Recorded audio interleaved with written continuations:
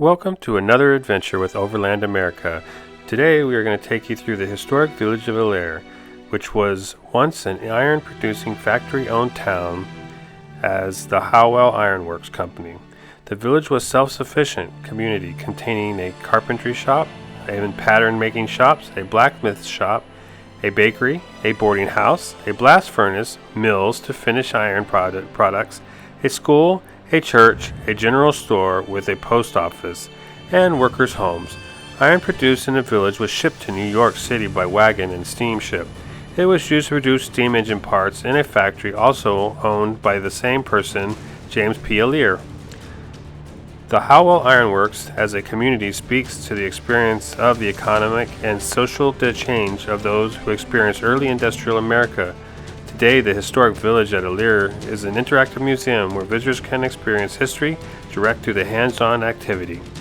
Overland America takes this opportunity to welcome you, and we hope you enjoy the show. And if you do, please take a few minutes to like and subscribe and leave a comment. This would help us out a lot. Thank you, and enjoy.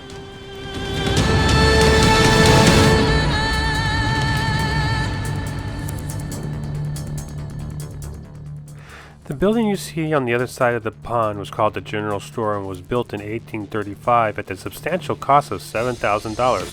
One of the largest general stores in the state of New Jersey at the time, the store was designed to attract customers from the town as well as surrounding communities.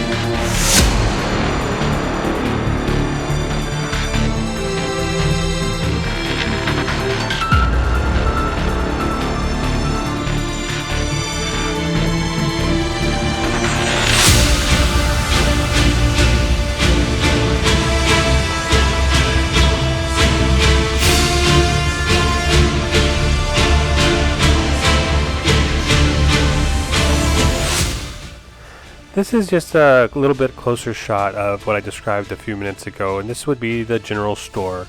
A little bit close, you can get a better view of it. As I said, it was designed to attract people from not only this town, but from surrounding towns as well.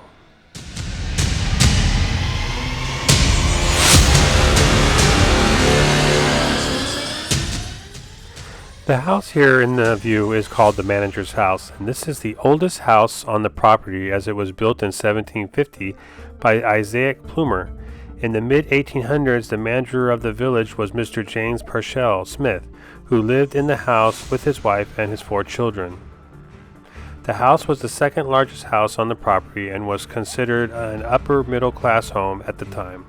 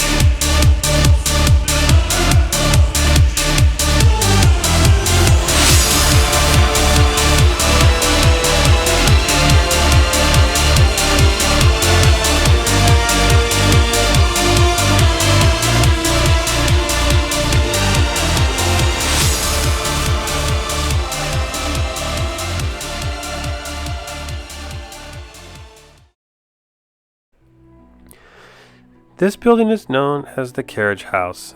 The Carriage House was built around 1831 to 1832, and as a stagecoach stop between the Red Banks and western Monmouth County, it was the first building people would come to when arriving by coach. Inside the building, they have some examples of early carriages from the later 1800s.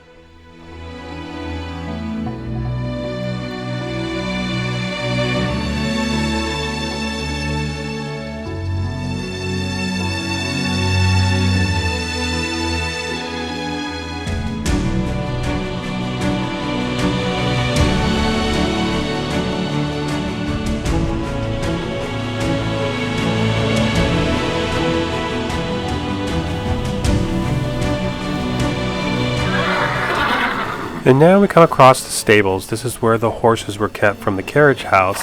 Inside here was the inner parts of the stable. You can see some of the old items left in the stable here. And then as we get around to the side and the back and you see the exterior of the stables, you'll see the outside corral where the horses were kept. After the stagecoaches arrived and unloaded, then the horses could be serviced and then turned around and sent back to with the stage in the opposite direction.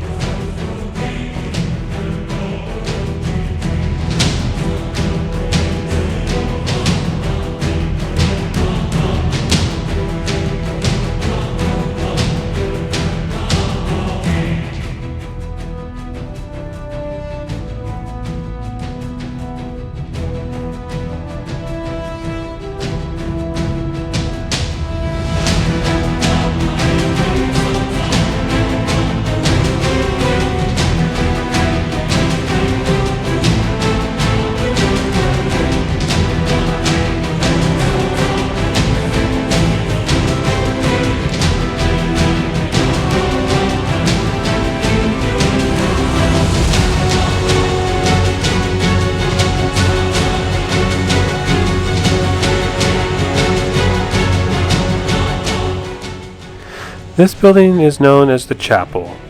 In addition to it being a place of worship, the chapel also served as a meeting place for the village, constructed in two sections. The first section, the entrance, utilized recycled wood to begin the build in 1832. The second section, completed in 1836, was constructed from new, stronger wood timbers, and as such was able to support the weight of the belfry.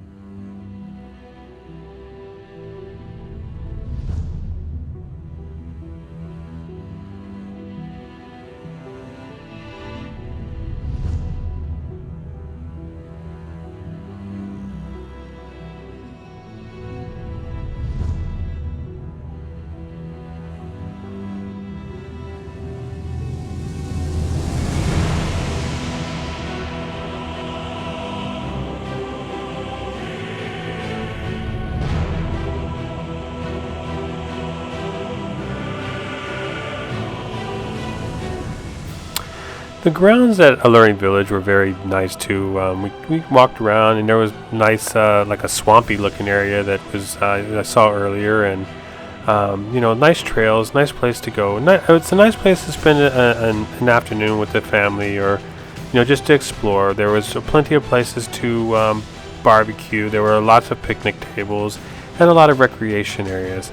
So there was plenty of places that could be enjoyed.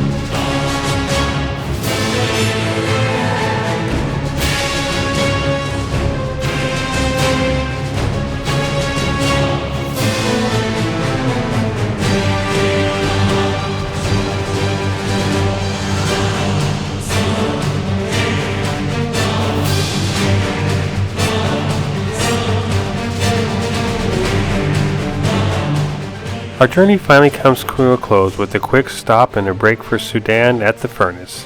The furnace looks like it had been set up for some type of a show for the summer months, but right now, during the winter months, everything was closed and deserted, which gave us ample opportunity to film and take our time, which we thoroughly enjoyed. So now that we're come to the end of our show, we'd like to say thank you for joining us. Please like and subscribe, and we'll catch you on the next trip.